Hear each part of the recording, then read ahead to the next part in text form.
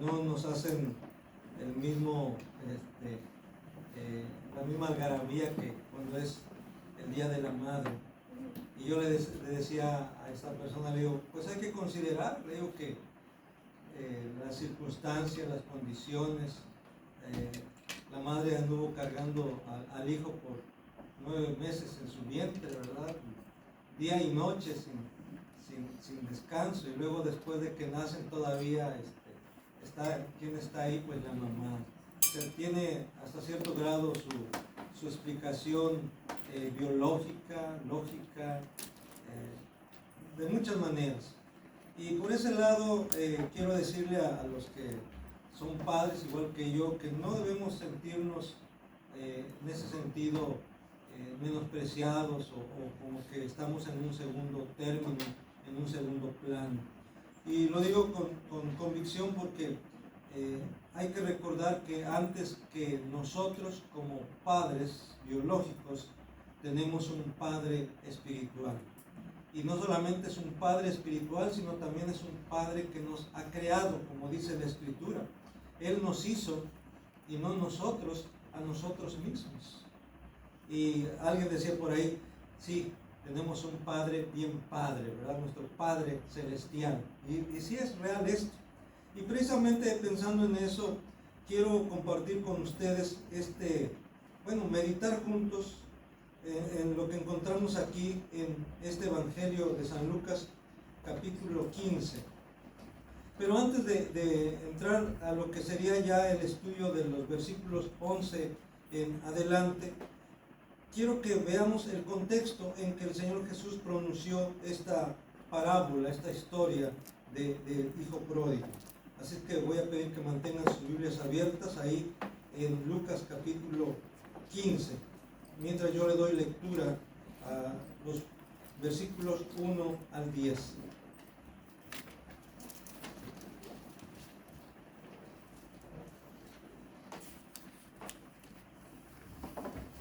Dice en Lucas capítulo 15, del versículo 1 al 10, se acercaban a Jesús todos los publicanos y pecadores para oírlo. Y los fariseos y los escribas murmuraban diciendo, este a los pecadores recibe y con ellos come.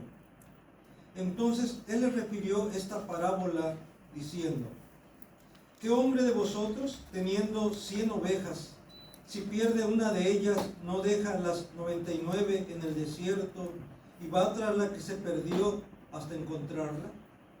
Y cuando la encuentra, la pone sobre sus hombros gozoso, y al llegar a casa, reúne a sus amigos y vecinos diciéndoles, gozaos conmigo, porque he encontrado mi oveja que se había perdido.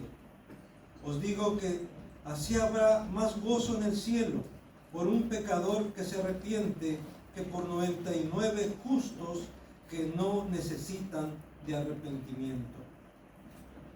¿O qué mujer que tiene 10 dracmas, si pierde una dracma, no enciende la lámpara y barre la casa y busca con diligencia hasta encontrarla? Y cuando la encuentra, reúne a sus amigas y vecinas diciendo, gozaos conmigo, porque he encontrado la dracma que había perdido.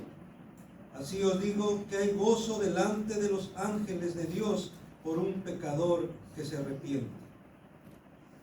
Y bueno, luego ya tenemos la parábola del hijo pródigo. Aquí encontramos una serie de 3 parábolas. Y quise leer estos versículos porque conforman una unidad, porque tienen un propósito, estas 3 parábolas.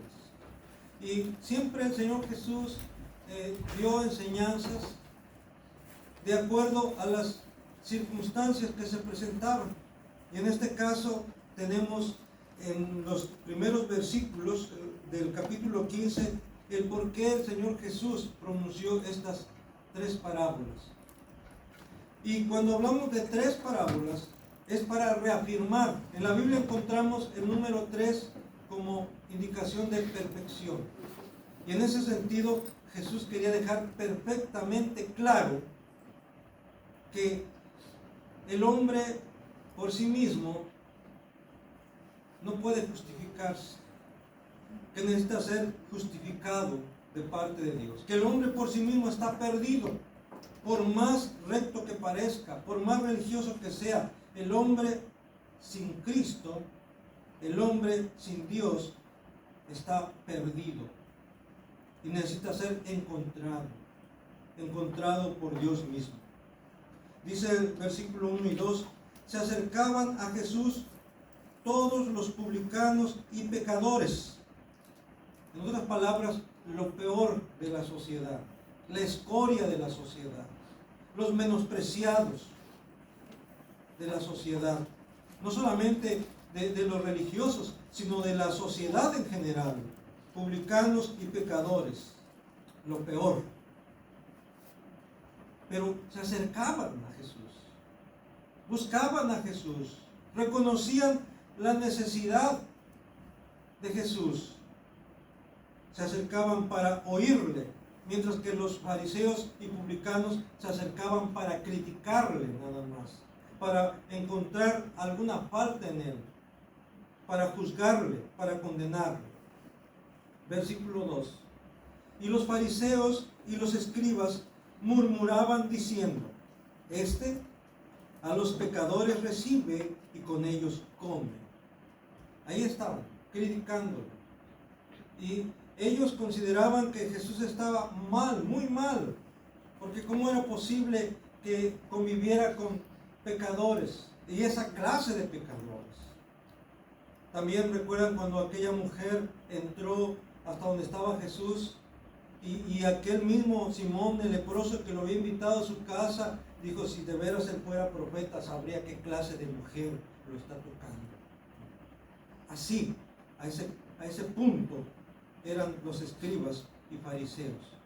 Y a ellos primeramente, pero también para reafirmar a aquellos publicanos y pecadores que venían a él para decirles, ustedes son los que han recibido mi palabra y ustedes son los que tendrán entrada al reino de los cielos.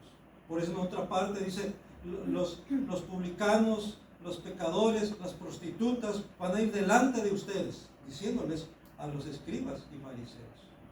Ustedes, dice, no entran al reino de los cielos y tampoco dejan entrar, son un obstáculo. Ustedes recorren a un mar y tierra para ser un prosélito y cuando lo han hecho, lo hacen doblemente merecedor del infierno. En esos términos, Jesús se dirigía a los líderes religiosos de su tiempo. No en vano, porque en realidad ellos eran, como también les advirtió a sus discípulos, hipócritas. Dice, deben guardarse de la levadura de los fariseos. La levadura de los fariseos era la hipocresía, porque ellos eran, como Jesús mismo les dijo, son como sepulcros blanqueados. Por fuera están blanqueados, pero por dentro están llenos de inmundicia, llenos de maldad. Así es de que Jesús dice estas parábolas y por eso, siguiendo la secuencia, sería primero la parábola de la oveja perdida, luego la parábola de la moneda perdida y en tercer lugar la parábola del hijo perdido. Pero aquí los protagonistas no son ni la oveja, ni la moneda, ni el hijo. En primer lugar, el protagonista de la oveja perdida es el pastor, que deja allá las 99 y va a buscar a aquella que se había perdido hasta encontrarla.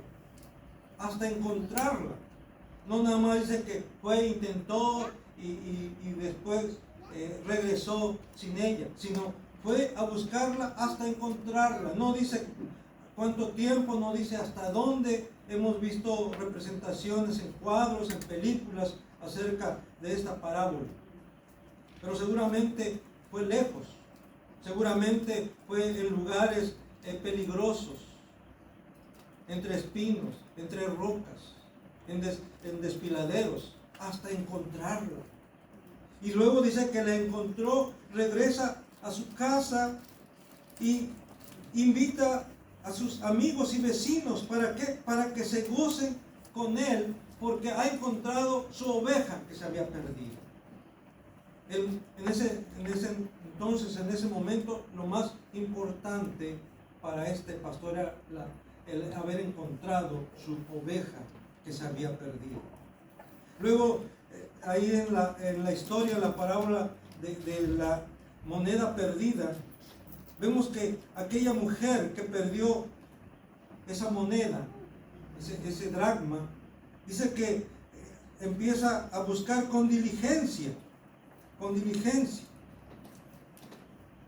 Enciende una lámpara, barre la casa y busca con diligencia hasta encontrarla.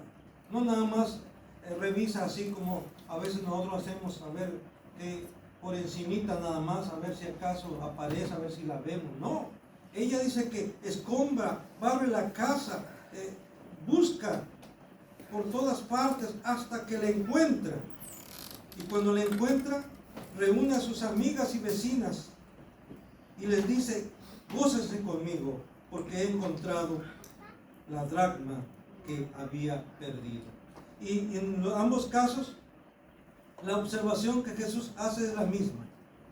En el de arriba dice: os digo que así habrá más gozo en el cielo por un pecador que se arrepiente, que por 99 justos, y aquí le hago entre comillas justos, porque dice la Biblia que no hay justo aún uno. Pero hay quienes se consideran justos, hay quienes se consideran buenos, hay quienes se sienten que son perfectos, que se merecen el cielo, que es más, que merecen entrar al cielo con todo y zapatos, así, ¿no?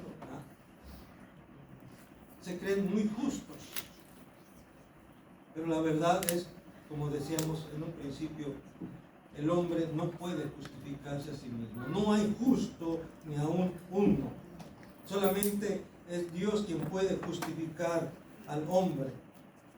Y también, después de narrar la parábola de la moneda perdida, en el versículo 10 dice: así os digo que hay gozo delante de los ángeles de Dios por un pecador que se arrepiente. Aquí la clave, hermanos: pecador arrepentido. Un pecador arrepentido es motivo de gozo en los cielos. Y si es motivo de gozo en los cielos, hermanos, debería de ser también motivo de gozo aquí en la tierra. Si el Padre se goza, si Dios se goza, si Cristo se goza cuando un pecador se arrepiente, nosotros también debiéramos gozarnos. Si los ángeles se gozan, nosotros también debiéramos gozarnos. Esa es la idea que el Señor Jesús quiere que entendamos, ¿verdad? Que el principio, que entendamos que debemos de gozarnos con los que se gozan. En este caso, sobre todo, cuando un pecador es alcanzado por la gracia de Dios, por el amor de Dios. Vamos a ver entonces qué clase de padre es este. Es un padre, como dije en un principio, un padre amoroso, que manifiesta ese amor de padre que es único, que no hay otro como nuestro Padre Celestial.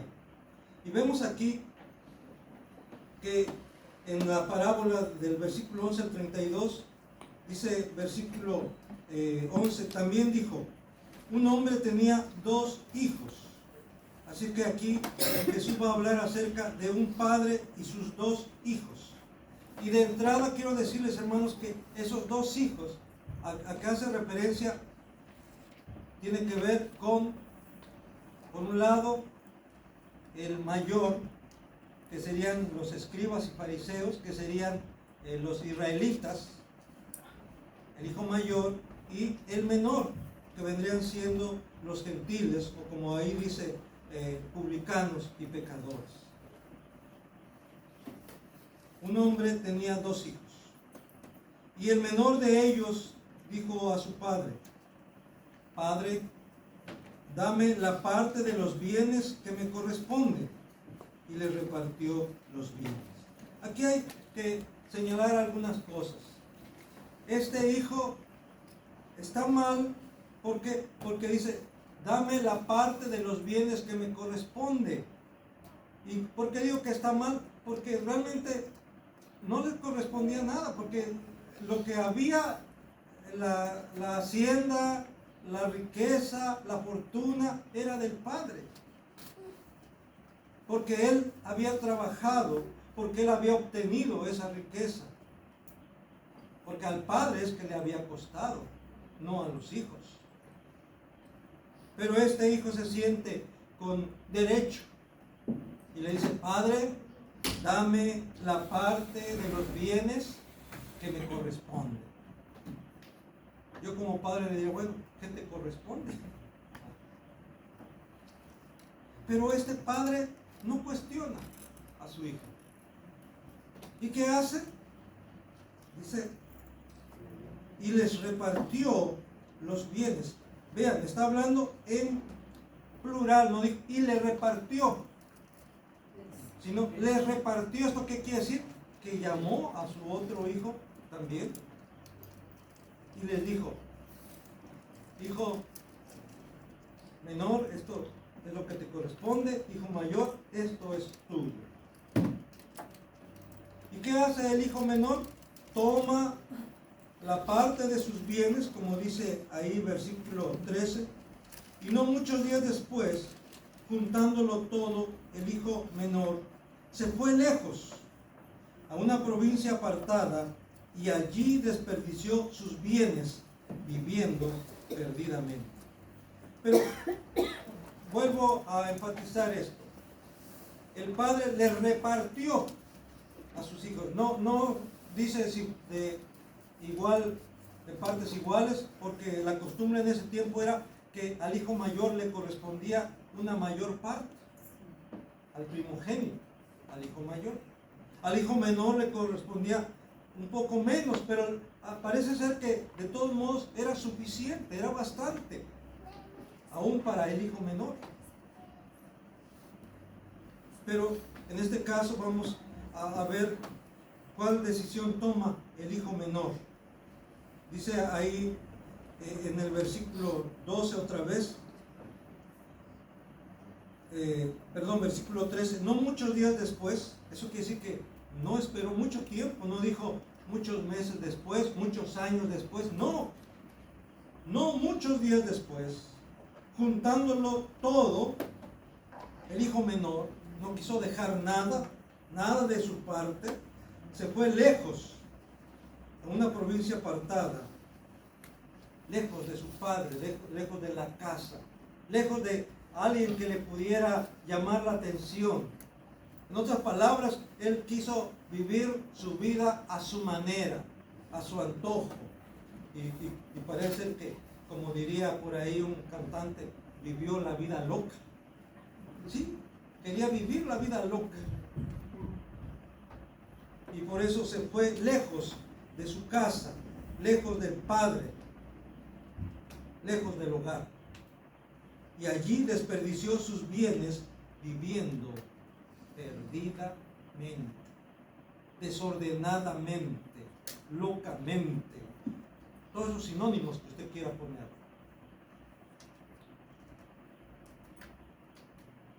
Ahora, dice ahí que malgastó sus bienes, desperdició sus bienes. No le había costado.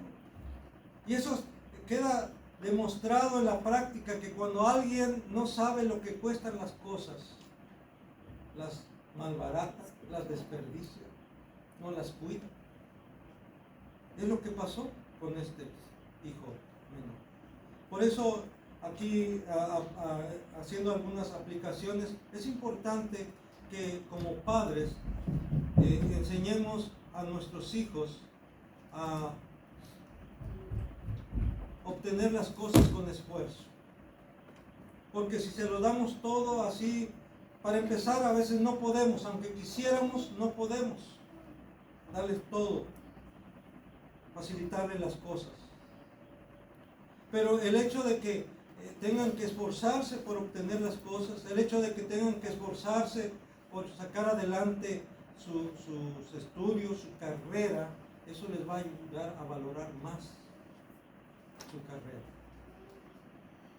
Yo he sabido de casos de de jóvenes que sus padres les dan todo, les ponen todo, como dicen, en bandeja de plata, y no aprecian, no valoran. No quieren estudiar, o si se meten a estudiar, entran en una carrera, no les gusta, después de 4 o 6 semestres se salen y se meten a otra, tampoco les gusta, y luego se meten a otra, que al fin papi paga.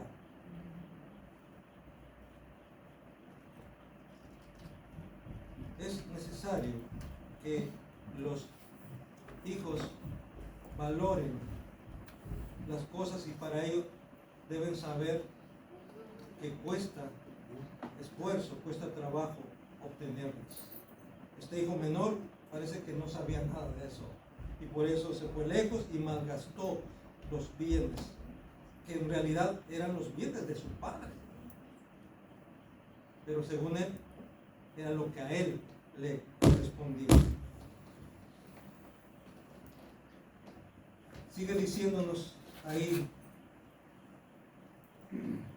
versículo 14: y cuando todo lo hubo malgastado, vino una gran hambre en aquella provincia y comenzó a faltarle. Sí, no todo es para siempre. Las cosas materiales no son para siempre, son temporales.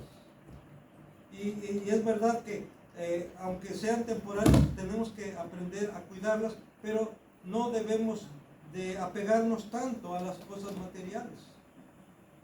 Dicen por ahí que debemos darle su justo valor, en el sentido de que sean útiles a nosotros, que nos sirvan esas cosas materiales, y que no nosotros sirvamos a esas cosas materiales, porque puede llegar el momento en que nos hagamos esclavos de esas cosas materiales,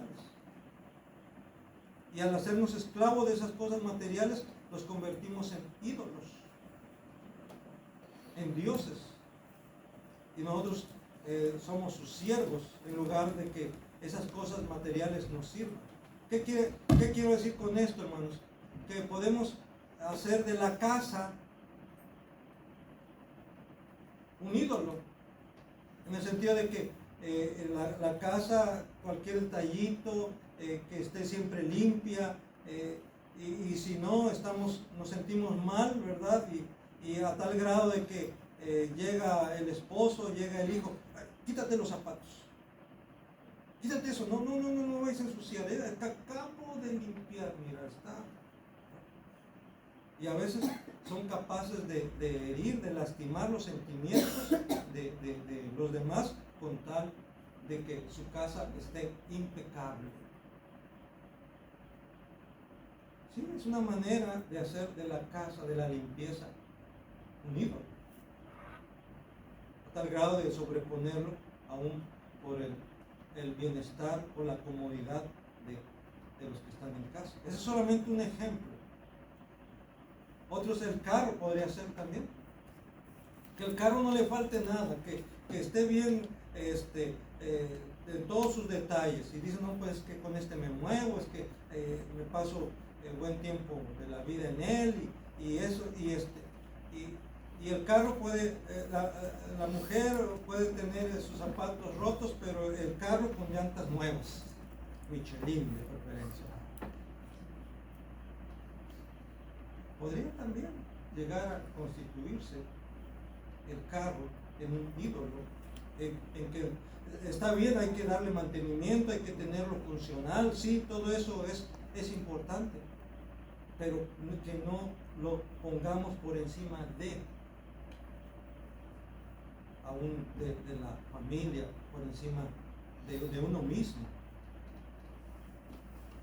Eso mientras esté funcionando, mientras sea instrumento, un vehículo es un instrumento de trabajo, es un instrumento de transportarse, y es importante, pero no lleguemos a idolatrar el vehículo. Algunos se idolatran pensando: no, un Lamborghini, un no sé qué, ¿verdad?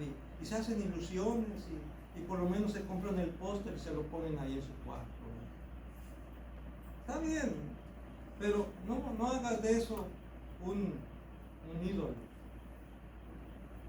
Tiene su funcionalidad, tiene su uso, Bueno, este hijo menor malgastó sus bienes, se los derrochó porque realmente no sabía el trabajo que le había costado a su padre obtenerlo, adquirirlo, y cuando hubo malgastado todo, vino una gran hambre en aquella provincia y comenzó a faltarle, y fue y se arrimó a uno de los ciudadanos de aquella tierra, el cual le envió a su hacienda para que apacentase cerdos. Eso quiere decir entonces que estaba lejos de la tierra de Israel. ¿Por qué? Porque en aquel lugar se criaban cerdos. Hay que recordar que para los judíos los cerdos eran inmundos. No podían comerlos, no debían comerlos. Tampoco criaban cerdos. Esto quiere decir entonces que sí se había ido lejos, a una tierra lejana, una tierra extraña, en donde había criaderos de cerdos. Y fue, dice, y se arrimó a uno de aquella provincia, el cual le envió a su hacienda para que apacentase cerdos. ¿Hasta dónde había caído este joven? Este príncipe. Yo quiero llamarle príncipe. ¿Por qué? Porque su padre era un hombre honorable. Porque su padre era un hombre rico. Y va aquel hijo que antes mandaba, que antes daba órdenes, que antes tenía su servicio, criados, sirvientes. Ahora él es un criado, ahora es un sirviente, ahora él es enviado a cuidar cerdos. Imagínense, para un príncipe, para un joven israelita, tener que ir a cuidar cerdos, ahí en medio de animales inmundos, en medio de la inmundicia. ¿Sí? Ahora que estuve allá en Guerrero, ahí cerca de donde tiene la casa, que era la casa paterna, todavía crían cerdos. Y a eso de las 2, 3 de la tarde, eso de 2, 3 de la tarde, ya se imagina usted la pestilencia. ¿Sí? Son muy pestilentes los cerdos. Son inmundos. Los cerdos no sudan, ¿sabían eso? Bueno, un dato por ahí. Los cerdos no sudan. Es enviado a cuidar cerdos. Y su situación era tal, su hambre era tal, su necesidad era tal, dice que quería comer de lo que comían los cerdos, llenar su vientre, saciar su hambre de lo que comían los cerdos, pero ni eso tenía derecho. El dueño de los cerdos, el dueño de la hacienda, le había prohibido comer aún de lo que comían los cerdos. Qué tremendo es esto. Tal vez dirá, como que ahí Jesús estaba exagerando.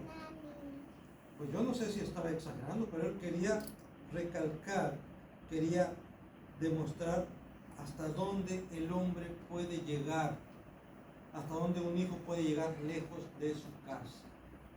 Y en este caso, ¿verdad?, lejos del hogar paterno, lejos del Padre, lejos de Dios. Hasta dónde el hombre puede llegar, hasta dónde puede caer, no solamente espiritualmente, sino aún físicamente. Es triste ver, hermanos, en la calle, hombres, mujeres, fuera de sí.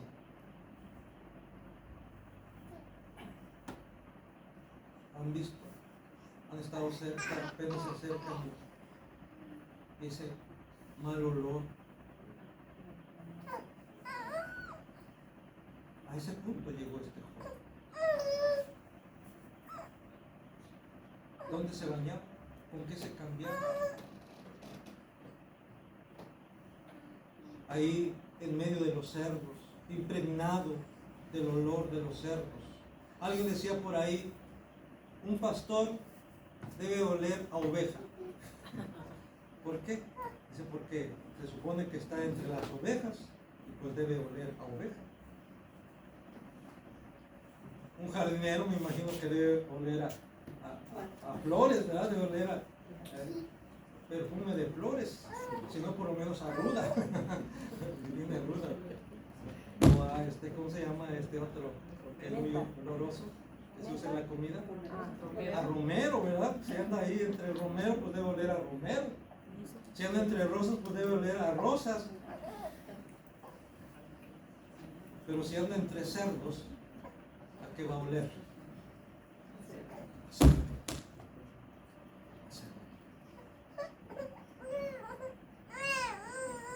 Y aquí entra lo que la Escritura dice, no erréis, las malas conversaciones corrompen las buenas costumbres. ¿Con quién te juntas? ¿Con quién andas? Dice el dicho popular que el que entre lobos anda, aullar se enseña. Dime con quién andas y te diré quién eres, etcétera, etcétera. Pero a la luz de la Biblia, a la luz de la Escritura, este joven que había caído en una situación tan triste, tan lamentable, que ahora se dedica a criar cerdos, a estar entre los cerdos, aún a quererse alimentar con las algarrobas que comían los cerdos. Entonces, este joven podía ser.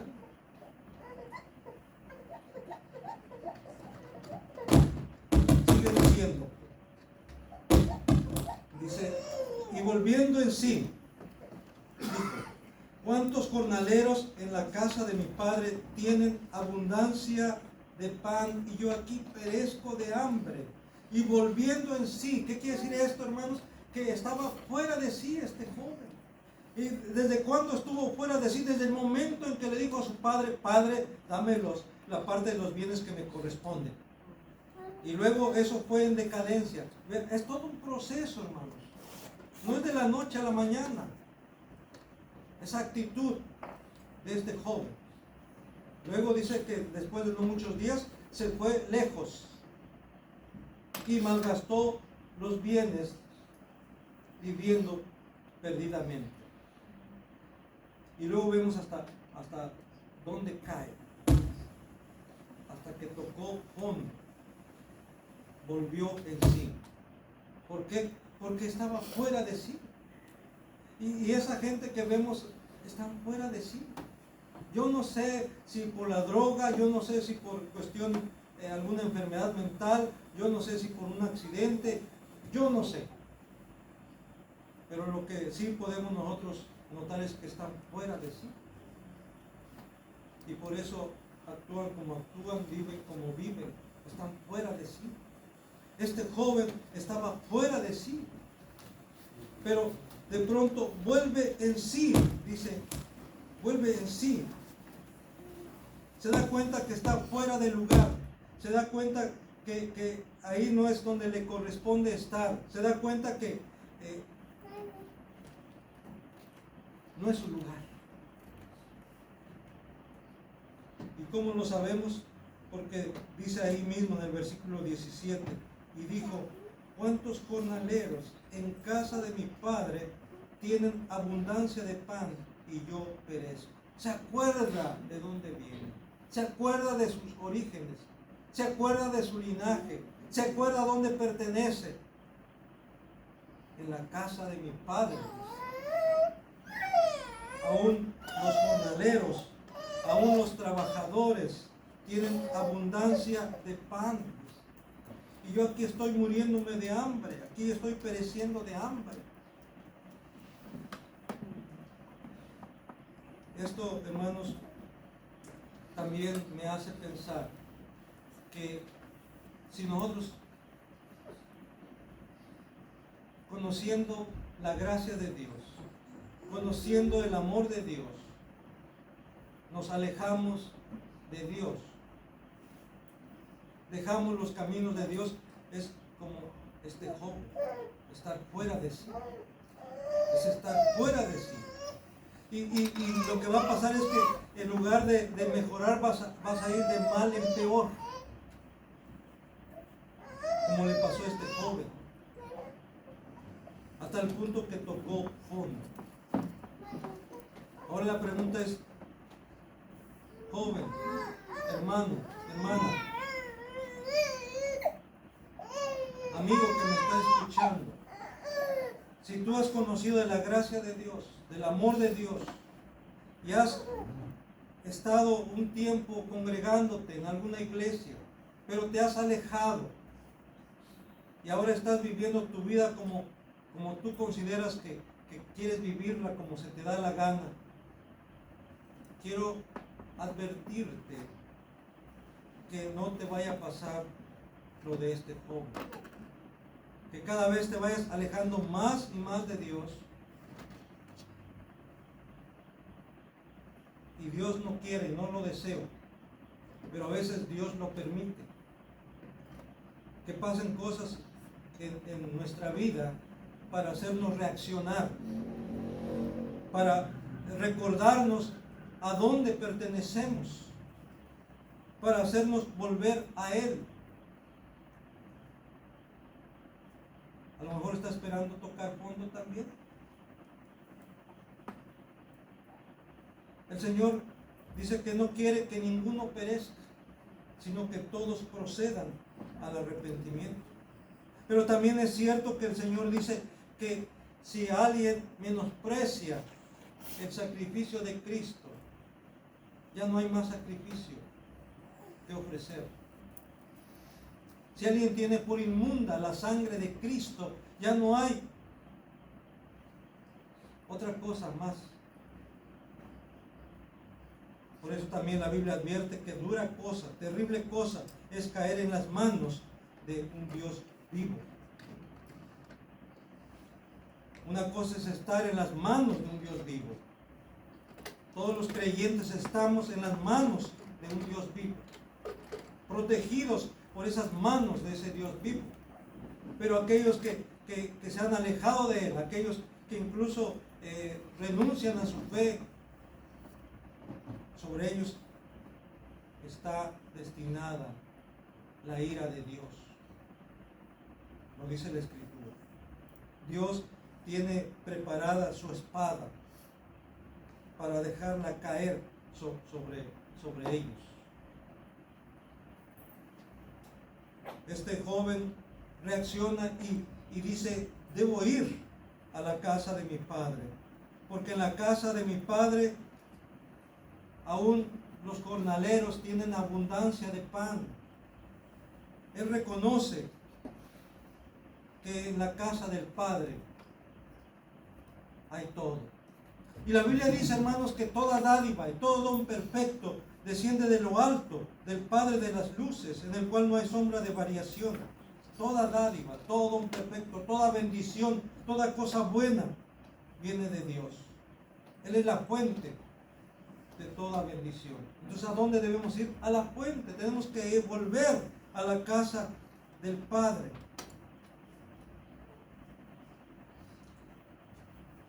Volviendo al texto de Lucas capítulo 15, dice versículo 18, me levantaré e iré a mi padre y le diré, Padre, he pecado contra el cielo y contra ti, ya no soy digno de ser llamado tu hijo, hazme como a uno de tus jornaleros.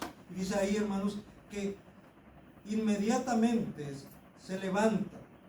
Sí, dice, en la casa de mi padre, debo volver a la casa de mi padre, pero no se queda ahí, sino se levanta. Y levantándose, versículo 20, vino a su padre. Es necesario levantarse. No solamente los buenos deseos, las buenas intenciones no son suficientes. Es necesario llevar a la práctica. Es necesario, como dice ahí, tomar la decisión, como este joven, levantarse. El Salmo 103, hermanos, dice que es Dios quien levanta del polvo, ¿qué? Al desvalido. del estiércol hace subir al pobre, de la inmundicia, de la suciedad hace subir al pobre. ¿Para qué? Para sentarlo con los príncipes, pero no con cualquier príncipe, sino con los príncipes de su pueblo. Y es lo que hace este joven. Se levanta.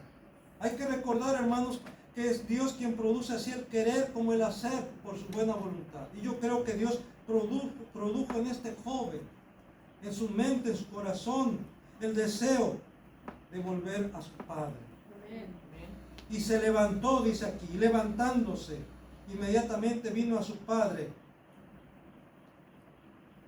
Versículo 20, y cuando aún estaba lejos, lo vio su padre y fue movido a misericordia y corrió y se echó sobre su cuello y le besó desde lejos. Ya lo he mencionado en otras ocasiones. Esto quiere decir que el padre estaba al pendiente. El padre siempre viendo hacia donde su hijo se había ido, esperando que volviera. Ese es amor de padre. Esperando que su hijo volviera. Todos los días seguramente él miraba hacia allá donde se había ido su hijo. Y un día de esos vio a lo lejos que su hijo venía. ¿Y qué hizo el padre? Fue corriendo a encontrar a su hijo. No se encerró en su casa y dijo, ya viene aquel, ¿verdad? Él fue a recibirlo. ¿Y qué hace? El padre dice que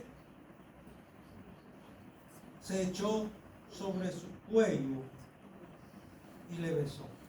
Seguramente el padre lloró de alegría. ¿Para qué se echó al cuello de su hijo? Para mostrarle su cariño. Su cariño no había disminuido. Imagínese, puede usted, ese hijo maloliente, ese hijo andrajoso, pero el padre lo reconoció. Él estaba irreconocible, tal vez irreconocible para todos los demás, pero para su padre no. Ese es amor de padre. Tal vez para los demás tú no seas importante, pero para tu Padre Celestial eres importante. Y su amor no ha disminuido a pesar de que tú le has fallado, a pesar de que le hemos fallado, a pesar de que a veces incluso nos hemos revolcado en la inmundicia. Dirá, bueno, usted tal vez, pero yo no.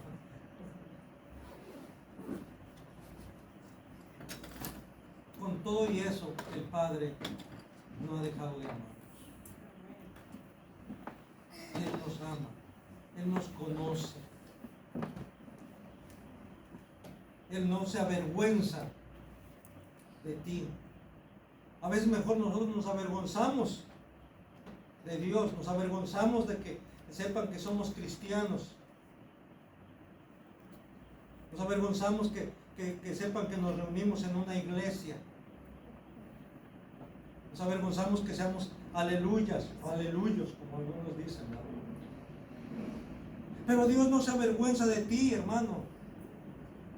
Él te reconoce. Él te ama y aún acude a tu encuentro cuando tú te vuelves a Él, cuando tú le buscas. Él corre a recibirte, como vemos aquí. Y el hijo le dijo, Padre, he pecado contra el cielo y contra ti. Ya no soy digno de ser llamado tu hijo. Yo creo, hermanos, que el hijo estaba siendo muy sincero en esta oración, en esta confesión. Es una confesión que está haciendo delante de su padre. Y el padre lo sabe. Y en ese sentido, hermanos, yo creo que es importante que entendamos que a Dios no le podemos engañar, a Dios no le podemos endulzar, como dicen por ahí, el oído. A Dios hay que acercarnos tal y como somos y también de la manera en que de una manera sencilla. No tenemos que rebuscar tantas palabras. No estamos de elocuencia delante de Dios. Tal vez entre nosotros sí nos gusta que una persona sea elocuente, pero hermanos, delante de Dios lo que a Dios le interesa es que seamos sinceros delante de Él. Y vemos como este hijo le dice: Padre, he pecado contra el cielo y contra ti. Ya no soy digno de ser llamado tu hijo. Y parece ser que ya el padre ni siquiera le deja continuar al hijo. ¿Por qué pensamos o cómo deducimos esto? Porque dice el versículo 23: pero el padre dijo a sus siervos: sacad el mejor vestido y vestidle, y poned un anillo en su mano y calzado en sus pies. El padre inmediatamente hace algo por su hijo. No nada más dice: ay, mira cómo vienes, ¿verdad? Si te dije antes, te lo dije, ¿verdad? Te lo advertí, pero no me hiciste caso. Mira, nadie experimenta en cabeza ajena, ¿verdad? Como a veces somos nosotros, los hijos, los demás. No, el padre no se puso a recriminarle, no le puso a reclamarle, no, a reprocharle. No. ¿Qué hace el padre? Ordena a los siervos que saquen el mejor vestido y que lo vistan, y que pongan un anillo en su mano y que pongan calzado en sus pies. Y aquí, hermanos, esto indica tres cosas. Cuando dice pongan el mejor vestido, indica señal de distinción, una muestra de afecto, de cariño. Esto nos recuerda precisamente a Jacob con José. ¿Recuerdan que le mandó a hacer una túnica de colores? Y eso propició la envidia de sus hermanos. Y aparte José todavía dice: ay, tuve un sueño y soñé que 11 espigas, ¿verdad? Y yo estaba en el centro y las 11 espigas se inclinaban hacia mí, hacia mi manojo, y luego también vi, o sea, él mismo también propició aquello, ¿verdad? Pero lo que queremos resaltar aquí es la muestra del padre hacia el hijo, ese cariño especial. Y aquí como este padre manda a ponerle el mejor vestido. También poner un anillo en su mano. El anillo indica autoridad, indica pertenencia. Es para indicar a la familia que pertenece. Autoridad. El anillo servía para sellar decretos, para sellar cartas. Indica autoridad, pertenencia. Y luego, calzado en los pies.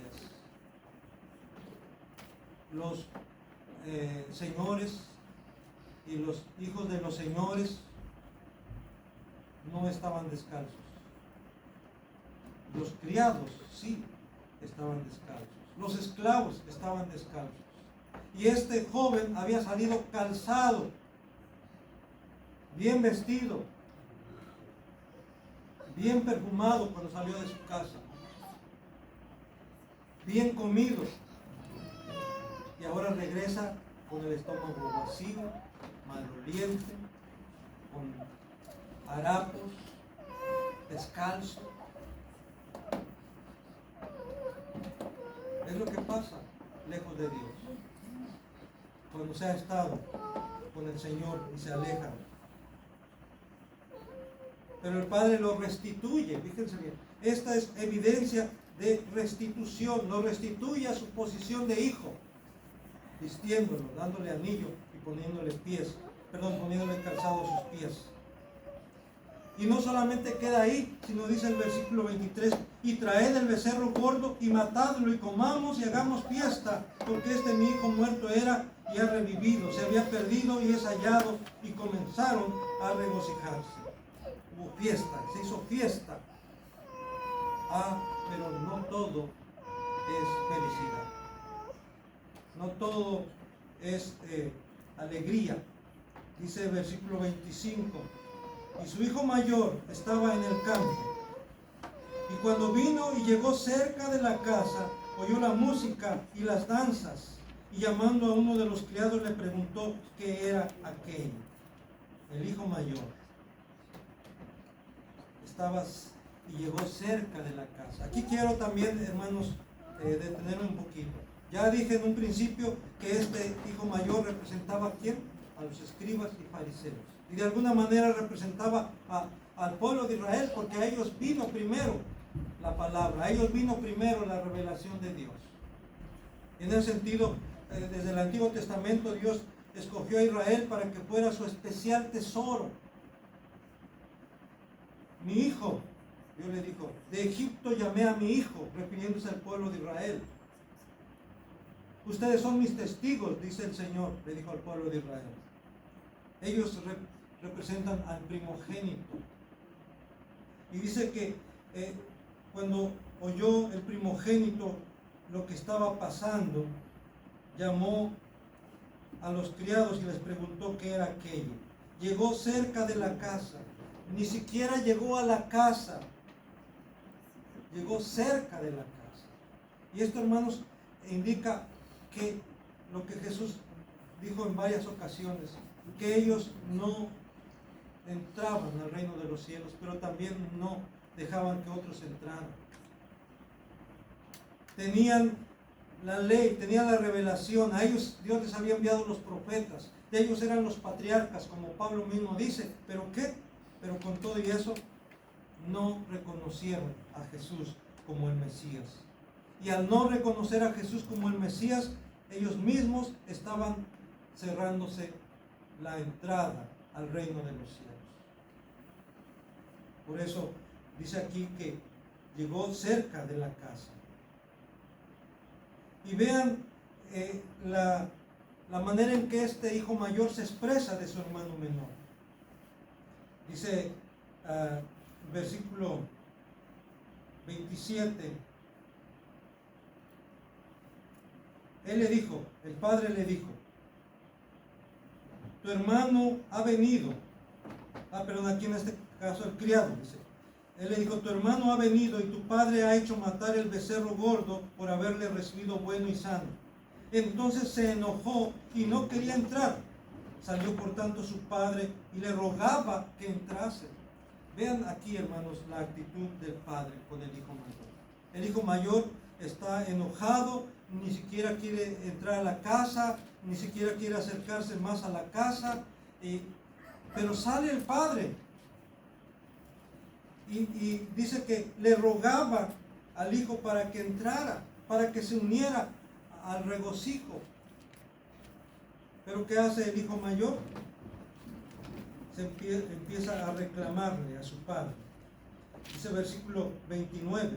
Mas él respondiendo dijo al padre, he aquí, tantos años te sirvo, no habiéndote desobedecido jamás, y nunca me has dado ni un cabrito para gozarme con mis amigos. Pero cuando vino tu hijo, que ha consumido tus bienes con rameras, has hecho matar para él el becerro gordo. Vean toda esa carga de resentimiento que hay en el corazón de este hijo mayor. Dice, tu hijo. Para empezar no dice mi hermano. ¿A usted le ha pasado eso cuando dicen, a veces cuando el padre se enoja o la madre se enoja y dice, ahí está tu hijo, ahí está tu hija? No voy a decir nuestro hijo, no, tu hijo, tu hija. Como diciendo, ahí está lo que tú estás criando, ¿verdad?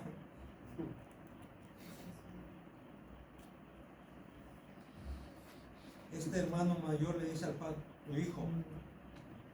No dice mi hermano.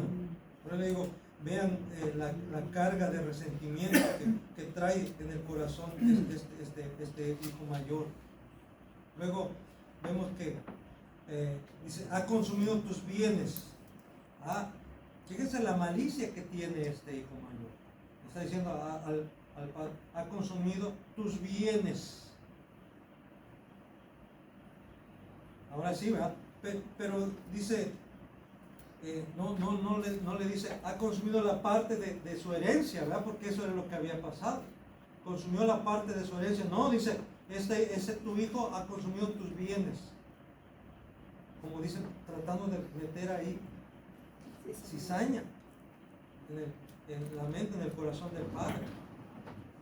Y luego, dice, ha consumido tus bienes con rameras. Y la pregunta es, ¿y cómo sabía? ¿Quién le dijo? O sea, está presuponiendo, pero ahí vemos entonces todo ese rencor, ese resentimiento que había en el corazón de este hermano mayor hacia su hermano menor. No amaba a su hermano. Y eso es un peligro. Por eso la Biblia insiste una y otra vez que debemos amarnos unos a otros. Que debes amar a tu prójimo como a ti mismo. Si amas a Dios, está bien, ámalo con todo el corazón, con toda el alma, con toda la mente, con todas tus fuerzas. Sí, pero a tu prójimo como a ti mismo. En esto se resume toda la ley y los profetas. Y este hermano mayor no amaba a su hermano mayor. Dice, versículo, aparte de eso, él alardea, dice, he estado siempre contigo, no te he desobedecido nunca. ¿Será que nunca había desobedecido? Nunca te he desobedecido. Aparte de eso dice, ni siquiera me ha dado un cabrito. Ya no un becerro como el que está haciendo, no, por lo menos un cabrito, no, ni siquiera me ha dado un cabrito para disfrutarlo, para comerlo con mis amigos. Este era un mentiroso. ¿Saben por qué? Porque el padre ya había repartido los bienes. Y por eso el padre le dice, versículo 31, entonces le dijo el padre, hijo, tú siempre estás conmigo y todas mis cosas son tuyas. Le está recordando, todo esto es tuyo, acuérdate, yo repartí y todo esto es tuyo, es la parte, como diciendo, pues si no has querido comer un cabrito es porque tú no has querido, pero ahí están todos los cabritos, todas las ovejas, todos los becerros que hay, todas las vacas son tuyas. Si no has dispuesto de ellas porque no has querido. Hasta eso era tacaño este. Pero aquí está acusando a su padre falsamente. El problema no estaba en el padre, el problema estaba en él. El problema no estaba en su hermano, el problema estaba en él. Su hermano tenía sus propios problemas, pero él también tenía sus propios problemas. El otro día yo escuchaba una predicación de alguien, decía este predicador, dice, hay quienes me dicen, pastor, ore para echar fuera estos demonios, o ore para que, dice, no, cada quien tiene sus propios demonios, tú luchas con tus propios demonios y yo lucho contra los míos, decía este predicador. Pero, ¿saben qué? Cada quien tiene sus propios problemas, eso sí es cierto. Pero no importa cuáles sean tus problemas, no importa cuáles sean tus temores. Quiero decirte que en Dios hay solución, en Dios hay salvación, en Dios hay liberación. En nuestro Padre hay liberación. Y Él nos va a ayudar. No importa cuántos sean tus problemas, tus necesidades, Él es suficiente, como dice el canto. Jesucristo es suficiente, Jesucristo basta. Versículo 32.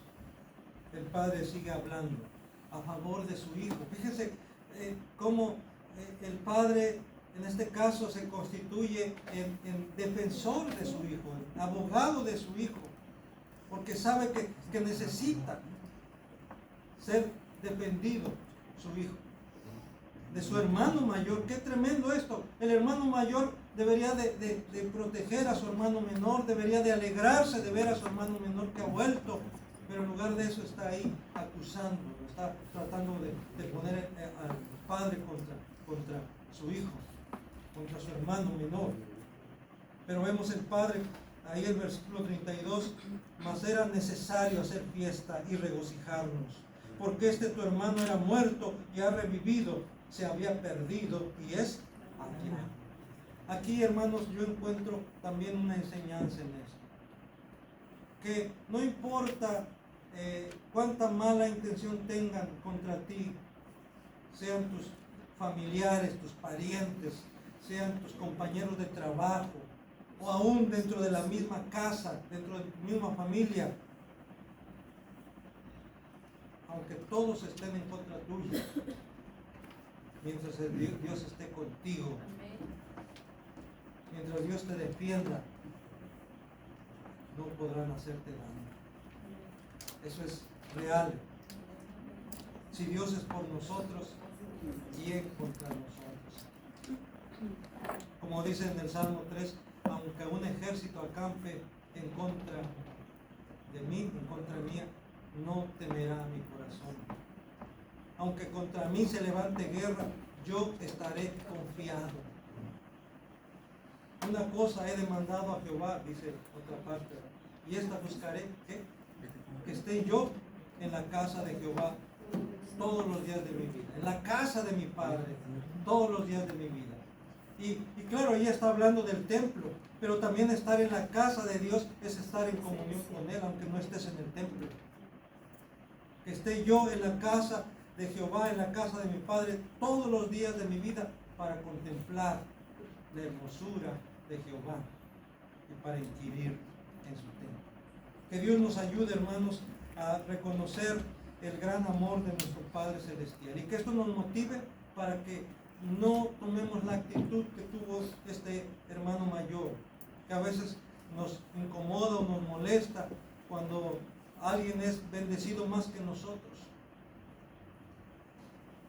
sino que debemos de gozarnos y alegrarnos, ¿verdad? Como el Señor quiere que Él quería que también su hermano se alegrara y se gozara. Nosotros alegrémonos y gocémonos, sobre todo cuando alguien se acerca al Señor, cuando alguien entrega su vida a Cristo, nosotros también debemos de hacer fiesta, de gozarnos. Si en el cielo se hace fiesta, aquí también, hermanos, debemos hacer fiesta, debemos gozarnos. Amén.